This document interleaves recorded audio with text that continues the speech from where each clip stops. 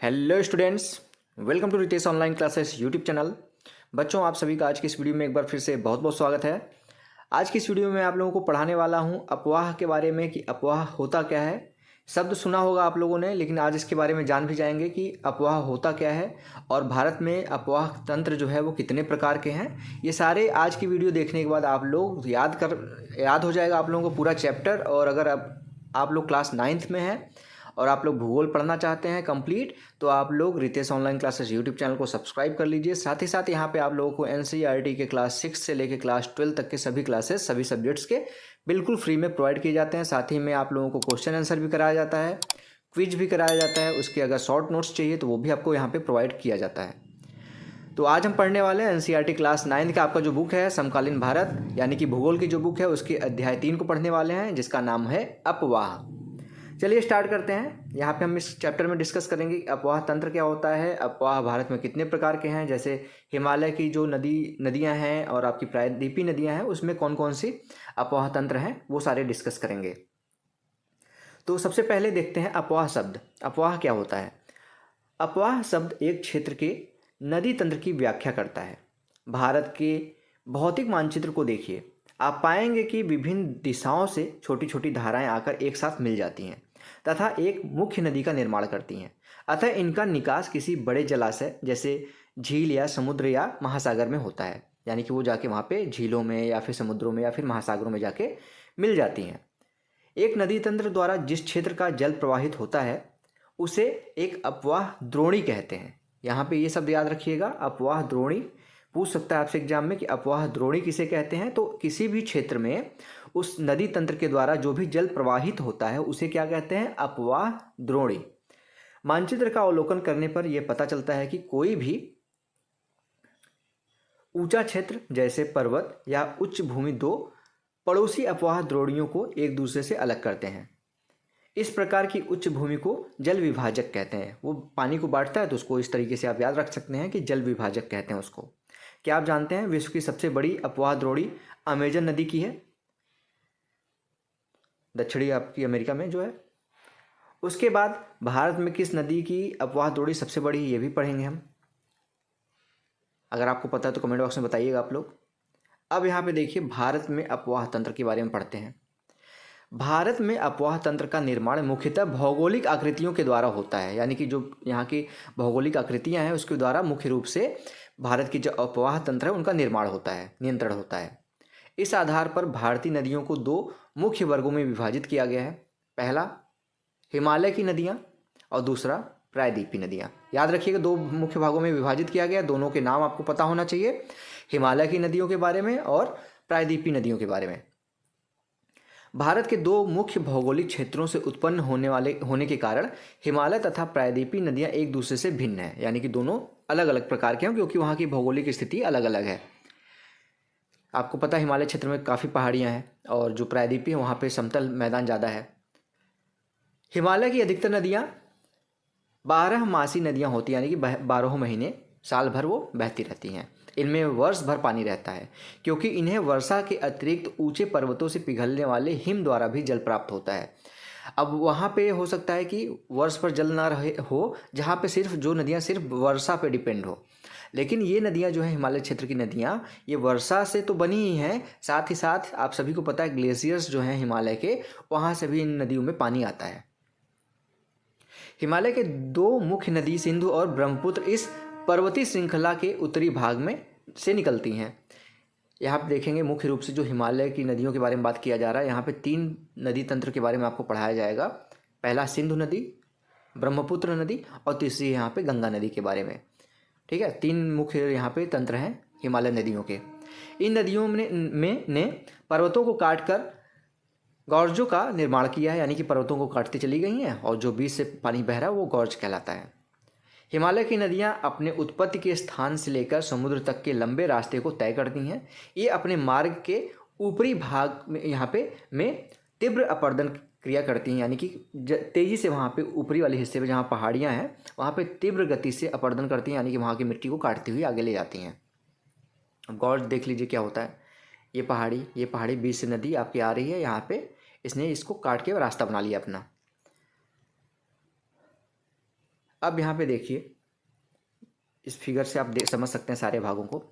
नदी का स्रोत यहाँ से स्टार्ट होता है, ऊपरी भाग जो अभी आपको बताया गया कि यहाँ पे सबसे ज़्यादा अपर्दन करती हैं नदियाँ।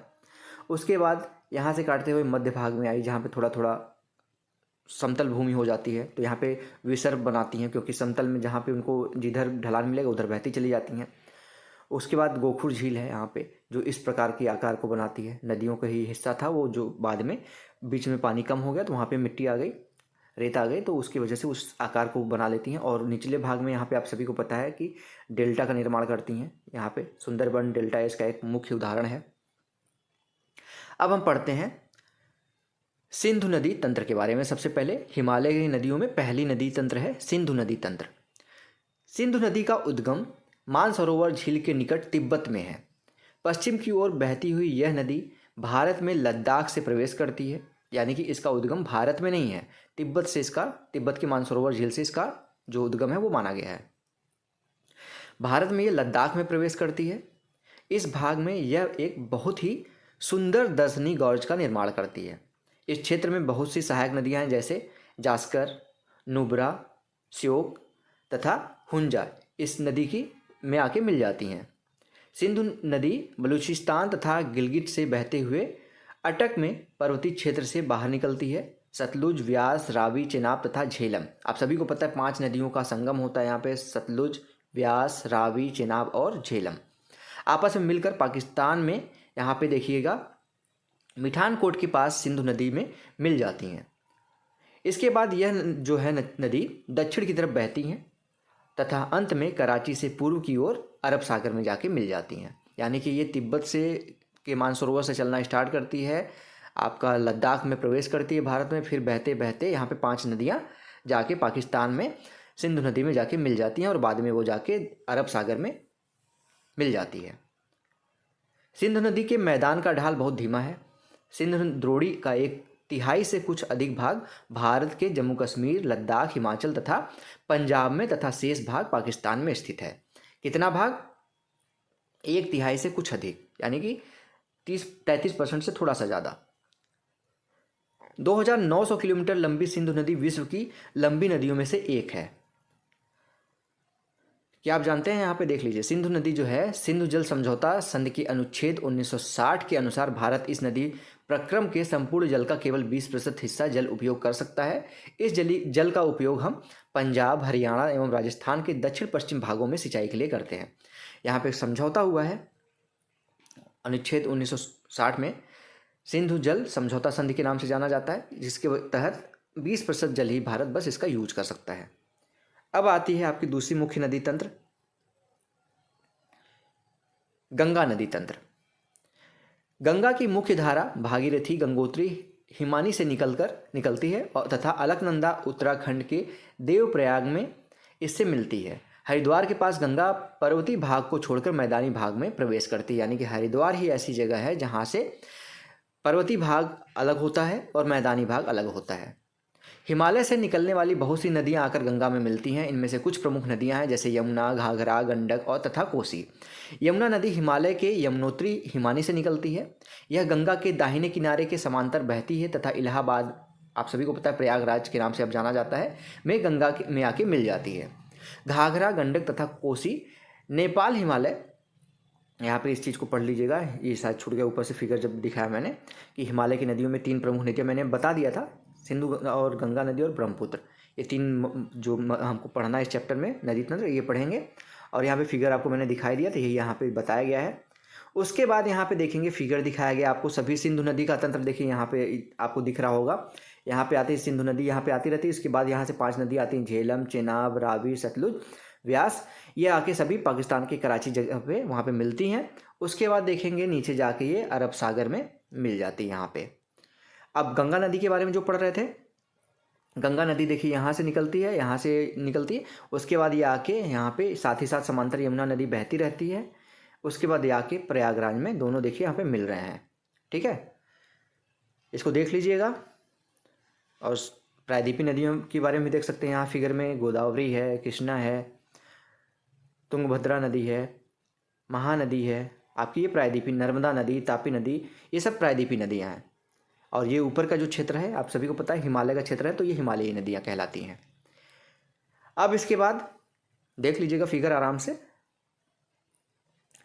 देवप्रयाग में भागीरथी एवं अलकनंदा का संगम यहाँ दिखाया गया, उसके बाद जो गंगा नदी बनती हैं। क्या आप जानते हैं नमामि गंगे परियोजना एक एकीकृत संरक्षण मिशन है। इसमें राष्ट्रीय नदी गंगा से संबंधित 2 उद्देश्य प्रदूषण के प्रभाव को कम करना तथा उसके यहाँ पे संरक्षण और कायाकल्प को पूरा किया जा सके। आप इस परियोजना के बारे में इस वेबसाइट पे जाके देख सकते हैं। तो यहाँ पे देखेंगे देवप्रयाग से, उसके बाद यहाँ पे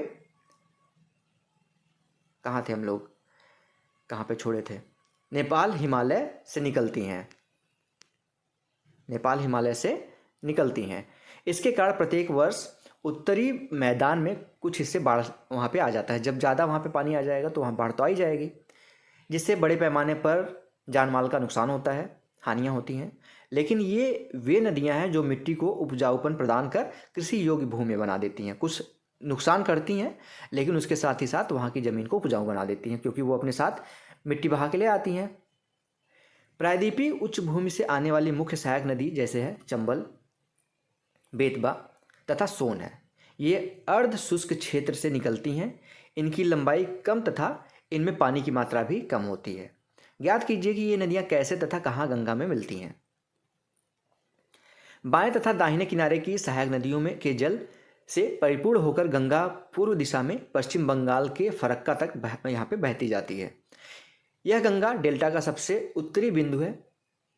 यहाँ नदी को 2 भागों में बढ़ जाती है। पहला भागीरथी हुगली, जो इसकी एक वितरिका है, छोटा हिस्सा है, दक्षिण की तरफ बहती तथा डेल्टा के मैदान से होते हुए बंगाल की खाड़ी में मिल जाती है। मुख्य धारा दक्षिण की ओर बहती हुई बांग्लादेश में प्रवेश करती है एवं ब्रह्मपुत्र नदी इससे आकर मिल जाती है। अंतिम चरण में गंगा और ब्रह्मपुत्र समुद्र में विलीन होने से पहले मेघना के नाम से जानी जाती है। गंगा एवं ब्रह्मपुत्र के जल वाली यह बृहद नदी बंगाल की खाड़ी में मिल जाती है। इस नदी के द्वारा बनाए गए डेल्टा आप सभी को पता है सुंदरबन डेल्टा के नाम से जाना जाता है। सुंदरबन डेल्टा का नाम वहाँ पाए जाने वाले सुंदरी पादप के नाम से लिया गया है, याद रखिएगा, सुंदरी पादप। सुंदरबन डेल्टा विश्व का सबसे बड़ा एवं तेजी से वृद्धि करने वाला डेल्टा, यानी कि अभी भी वो बढ़ रहा है। यहाँ रॉयल बंगाल टाइगर भी पाए जाते हैं सुंदरबन डेल्टा के क्षेत्र में। गंगा की लंबाई जो है वो 2500 किलोमीटर से अधिक है। चित्र 3.4 देखें तथा आप गंगा नदी के अपवाह तंत्र को पहचान सकते हैं। अभी मैंने जो ऊपर आपको दिखाया। अम्बाला नगर सिंधु तथा गंगा नदी तंत्रों के बीच जल विभाजक पर स्थित है। अम्बाला से सुंदरबन तक मैदान की लंबाई लगभग 1800 किलोमीटर है, परंतु इसके ढाल में यहाँ पे गिरावट मुश्किल से 300 मीटर है, यानी कि पूरा मैदानी क्षेत्र ही समझ लीजिए है। दूसरे शब्दों में प्रति 6 किलोमीटर की दूरी पर ढाल में गिरावट केवल 1 मीटर का है। इसलिए इस नदी में अनेक बड़े बड़े विसर्ग बन गए, यानी कि जो यहाँ पे आपको मैंने दिखाया था ऊपर आपको फिगर में, इस वाली फिगर में देखिए ये विसर्ग है आपका। इस तरीके से जब ढलान ज़्यादा नहीं होगा तो पानी इधर से उधर जाएगा और विसर्ग बनाएगा। अब आते हैं हम तीसरे नदी तंत्र के बारे में पढ़ते हैं, ब्रह्मपुत्र नदी तंत्र, जो आपकी हिमालय की तीसरा नदी तंत्र है मुख्य। ब्रह्मपुत्र नदी तिब्बत की मानसरोवर झील के पूर्व तथा सिंधु एवं सतलुज के स्रोतों से के काफ़ी नज़दीक से निकलती है। इसकी लंबाई सिंधु से कुछ अधिक है, परंतु इसका अधिकतर मार्ग भारत से बाहर स्थित है, यानी कि भारत में इसकी लंबाई कम है। यह हिमालय के समांतर पूर्व की ओर बढ़ती है। नामचा 12वां शिखर जो आपका 7757 मीटर है, उसके पास पहुंचकर यह अंग्रेजी में यू टर्न टाइप का अक्षर जैसे मोड़ बनाकर भारत के अरुणाचल प्रदेश में गॉर्ज के माध्यम से प्रवेश करती है। यहाँ इसे दिहांग के नाम से जाना जाता है, याद रखिएगा, दिहांग के नाम से जाना जाता है अरुणाचल प्रदेश में। तथा दिबांग, लोहित, केनुला एवं दूसरी सहायक नदियाँ इसमें आकर मिलकर असम में ब्रह्मपुत्र का निर्माण करती हैं, यानी कि ये मिलके असम में मिलती हैं और वहाँ पे ब्रह्मपुत्र का निर्माण करती हैं। क्या आप जानते हैं ब्रह्मपुत्र को तिब्बत में सांगपो एवं बांग्लादेश में जमुना के नाम से जाना जाता है। ये काफ़ी बार क्वेश्चन पूछा जा चुका है कि ब्रह्मपुत्र नदी को तिब्बत में किस नाम से जाना जाता है या फिर बांग्लादेश में किस नाम से जाना जाता है। तो तिब्बत में सांगपो और बांग्लादेश में जमुना के नाम से जाना जाता है। तिब्बत की एक शीत एवं शुष्क क्षेत्र है, आप सभी को पता है तिब्बत एक शीत एवं शुष्क सूखा क्षेत्र है। अतः यहाँ इस नदी में जल एवं सिल्ट की मात्रा बहुत कम होती है। भारत में यह उच्च वर्षा वाले क्षेत्र से होकर गुजरती है। यहाँ नदी में जल एवं सिल्ट की मात्रा बढ़ जाती है। असम में ब्रह्मपुत्र अनेक धाराओं में बहकर एक गुम्फित नदी के रूप में बहती है तथा बहुत से नदी द्वीपों का निर्माण करती है। क्या आपको ब्रह्मपुत्र के द्वारा बनाए गए विश्व के सबसे बड़े नदी द्वीप का नाम याद है? प्रत्येक वर्ष वर्षा ऋतु में यह नदी अपने किनारे से ऊपर बहने लगती है एवं बाढ़ के द्वारा असम तथा बांग्लादेश के बहुत अधिक वहाँ पर क्षति पहुँचाती है। उत्तर भारत की अन्य नदियों के विपरीत ब्रह्मपुत्र नदी में सिल्ट निक्षेपण की मात्रा बहुत अधिक होती है। इसके कारण नदी की सतह यहाँ पे बढ़ जाती है और यह बार बार अपनी धारा के मार्ग में परिवर्तन करती है। जब सिल्ट जमा होगा तो वो आगे का उसका रास्ता चेंज हो जाएगा, इसलिए वो परिवर्तन कर लेती है अपने रास्ते को। अब हम पढ़ेंगे, आपका हिमालय नदी तंत्र खत्म हो गया, अब हम पढ़ेंगे प्रायद्वीपीय नदियों के बारे में। इसमें कई नदियाँ हैं, छोटी छोटी चीज़ें देखेंगे। प्रायद्वीपीय भारत में मुख्य जल विभाजक का निर्माण पश्चिमी घाट द्वारा किया जाता है। समझ रहे हैं?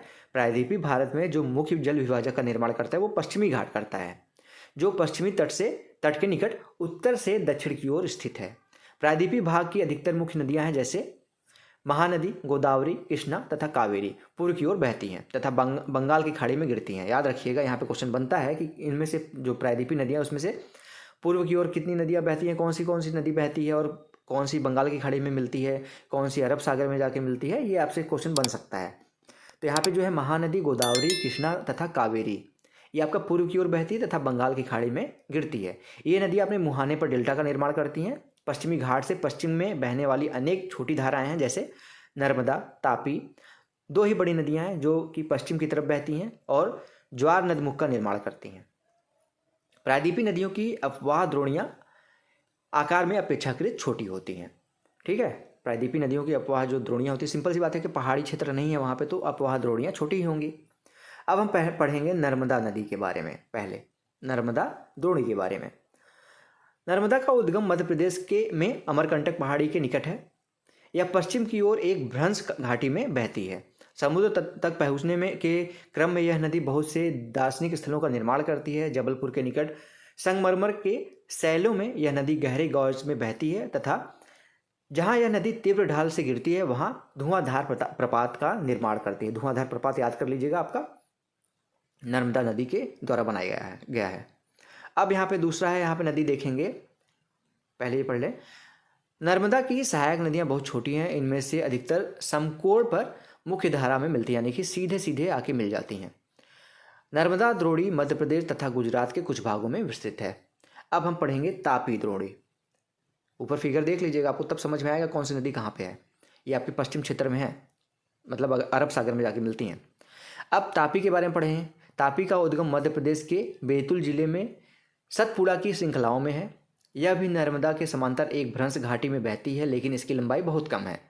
इसकी द्रोणी मध्य प्रदेश, गुजरात तथा महाराष्ट्र राज्य में है। अरब सागर तथा पश्चिमी घाट के बीच का तटीय मैदान बहुत ही अधिक संकीर्ण है, इसलिए तटीय नदियों की लंबाई बहुत कम है। पश्चिम की ओर बहने वाली मुख्य नदियाँ साबरमती, माही, भारतपुजा तथा पेरियार है। उन राज्यों के नाम बताइए जहाँ ये नदियाँ बहती हैं, आप लोग एक बार देख लीजिएगा।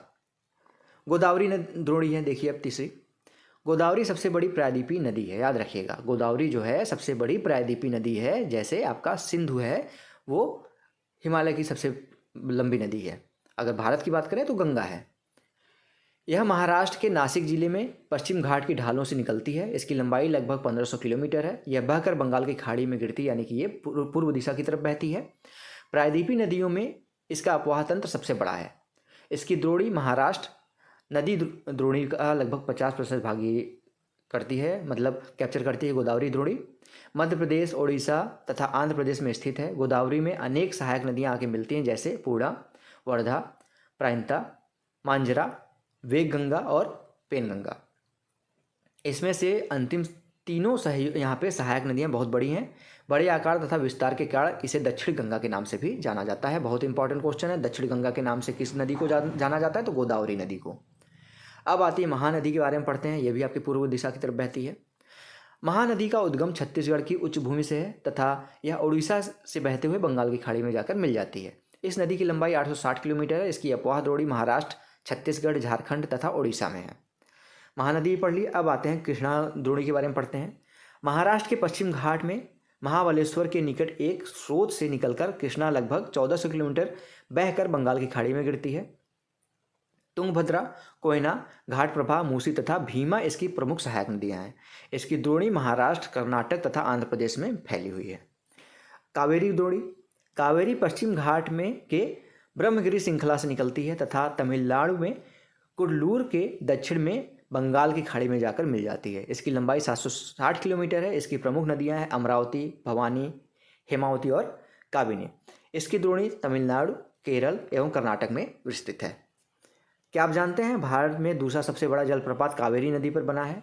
इसे शिव सुंदरम के नाम से जाना जाता है। प्रपात द्वारा उत्पादित विद्युत मैसूर, बेंगलोर तथा कोलार स्वर्ण क्षेत्र, जो आपका कोलार गोल्डफील्ड है, को प्रदान की जाती है यहाँ से बनी हुई बिजली। भारत का सबसे बड़ा जलप्रपात कौन सा आपको बताना है कमेंट बॉक्स में।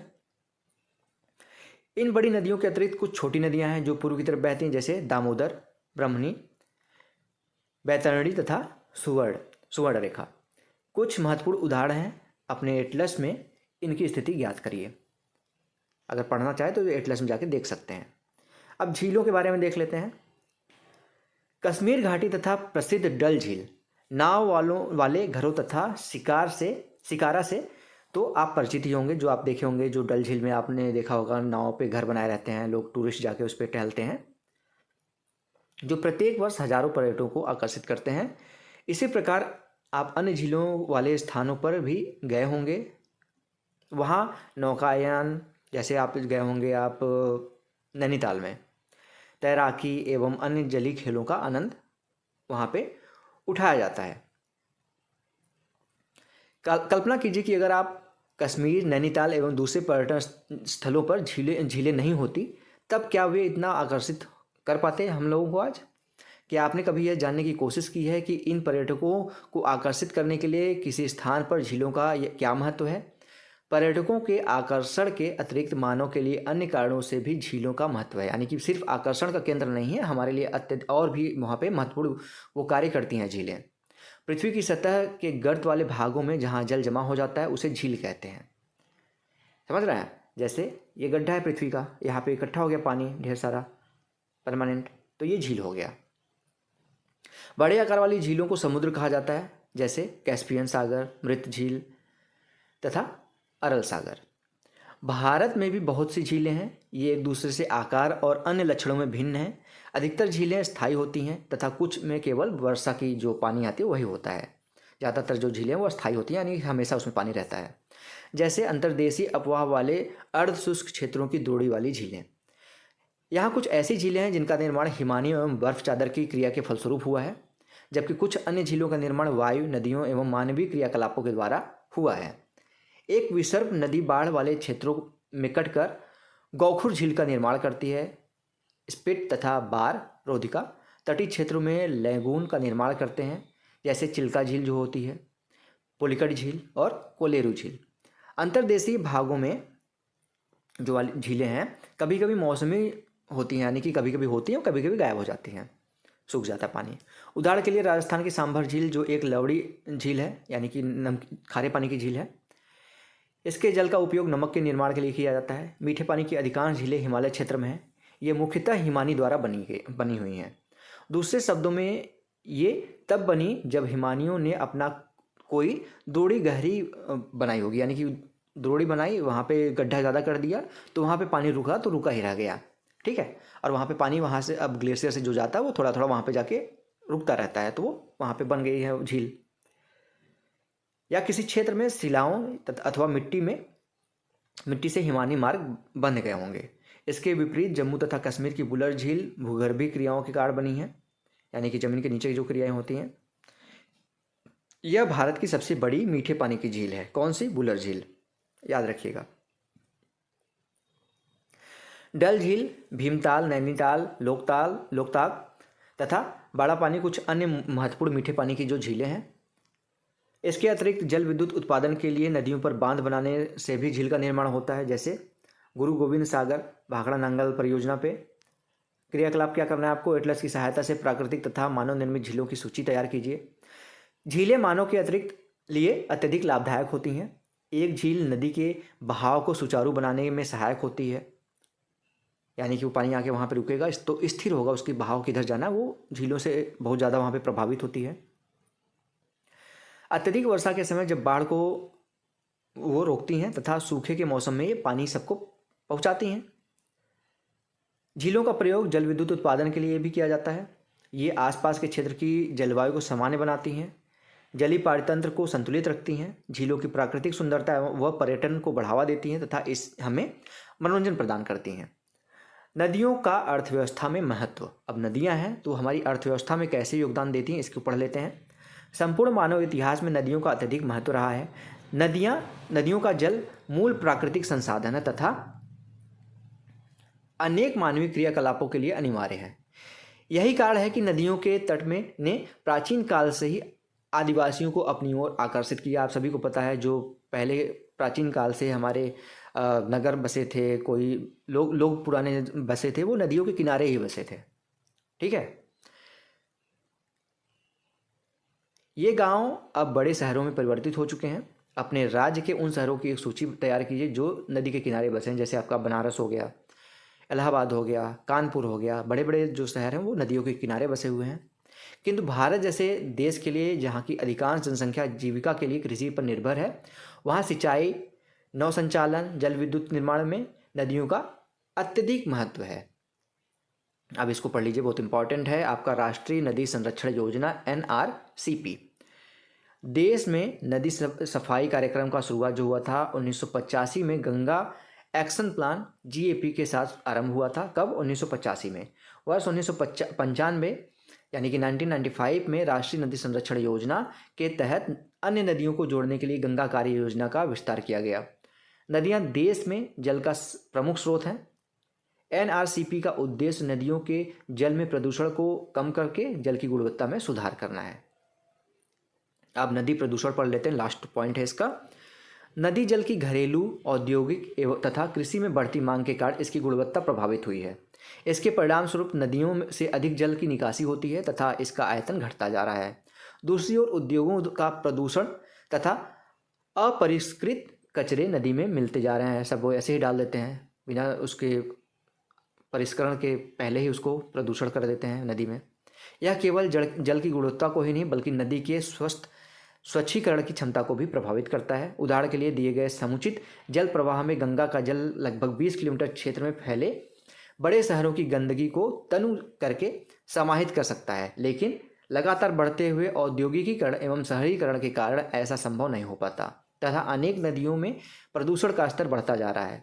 नदियों में बढ़ते प्रदूषण के कारण इनको स्वच्छ बनाने के लिए अनेक कार्यक्रम यहाँ पे चलाए जा रहे हैं। क्या आपने कभी ऐसी कार्य योजनाओं के बारे में सुना है? नदी के प्रदूषित जल से हमारा स्वास्थ्य किस प्रकार प्रभावित होता है? बिना स्वच्छ जल का मानव जीवन कैसा होगा? इस विषय पर विचार करें तथा अपनी कक्षा में एक वाद विवाद प्रतियोगिता का आयोजन करें। तो ये था पूरा चैप्टर। अब आगे अभ्यास को क्वेश्चन। ठीक है, आशा करता हूँ अभ्यास को क्वेश्चन आप सभी को पता है। क्वेश्चन आंसर वाली वीडियो में मैं करा दूंगा 2-3 दिन के अंदर। अगर आप लोगों को आज वीडियो पढ़ने के बाद समझ में आया हो सारा चैप्टर, तो आप लोग प्लीज़ इस वीडियो को लाइक करिएगा। आप लोगों के लिए यहाँ पे मैं वीडियो के बीच में जब भी मैं चैप्टर पढ़ाता हूँ तो एक भी बार नहीं कहता हूँ लाइक करने के लिए, सब्सक्राइब करने के लिए, लेकिन आपका उद्देश्य है आप मुझे मोटिवेट करिए, मेरे कार्य को प्रोत्साहित करिए, जिसके लिए आप वीडियो को लाइक कर दीजिएगा और ऐसी वीडियो डेली बेसिस पे देखने के लिए, क्योंकि यहाँ पे मैं आप लोगों को सारी वीडियोज़ बिल्कुल फ्री में प्रोवाइड करूँगा। कोई भी यहाँ पे पैसे नहीं लेंगे। आपके सारी क्लासेस अभी मैं जल्दी ही आप लोगों के लिए मैथ की क्लासेस भी स्टार्ट कर दूँगा NCERT की। तो इन सभी क्लासेस के लिए आपको सिर्फ छोटा सा काम करके रखना है, Ritesh online classes YouTube channel को सब्सक्राइब करके रखना है, साथ ही साथ बेल आइकन जरूर दबा के रखना है। वीडियो के नीचे सब्सक्राइब बटन होगा, यहीं पे देखेंगे तो सब्सक्राइब बटन होगा इधर कहीं, उस पर क्लिक करके सब्सक्राइब कर लीजिए। सारी चीज़ें बिल्कुल फ्री हैं, 1-2 सेकंड का समय लगेगा, क्लिक कर दीजिए, सब्सक्राइब कर लीजिए, साथ ही साथ बेल आइकन जरूर दबा के रखिए। तो स्टूडेंट्स मिलते हैं नेक्स्ट वीडियो में, तब तक के लिए आप सभी का बहुत बहुत धन्यवाद। जय हिंद, वंदे मातरम।